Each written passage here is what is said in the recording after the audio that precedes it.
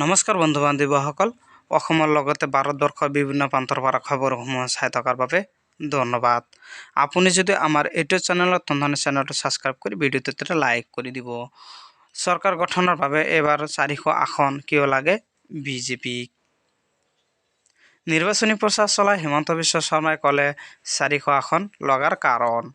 400 আসন আমি নাপালে কংগ্ৰেছে আকৌ বাবৰি মছজিদ সাজিব।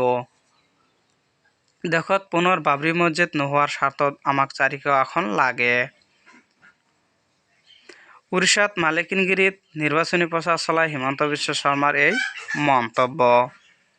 আমি দেশৰ প্ৰতিটো মন্দিৰক বেলেগৰ হাতোৰাৰ পৰা মুক্ত কৰিলোঁ। আমাৰ এই তালিকাখন বহুত বেছি দীঘল হিমন্ত বিশ্ব শৰ্মাৰ মন্তব্য।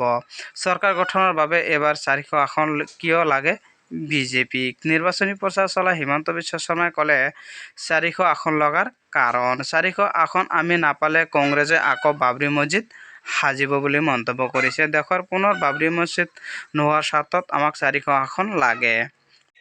অৱশেষত জামিন লাভ অৰবিন্দ কেজৰিৱালৰ। উচ্চতম ন্যায়ালয়ে মঞ্জুৰ কৰিলে জামিন। 1 জুনলৈ অন্তৱৰ্তীকালীন জামিন লাভ কেজৰিৱালৰ। নিৰ্বাচনী প্ৰচাৰৰ বাবে কেজৰিৱালে বিচাৰিলে জামিন।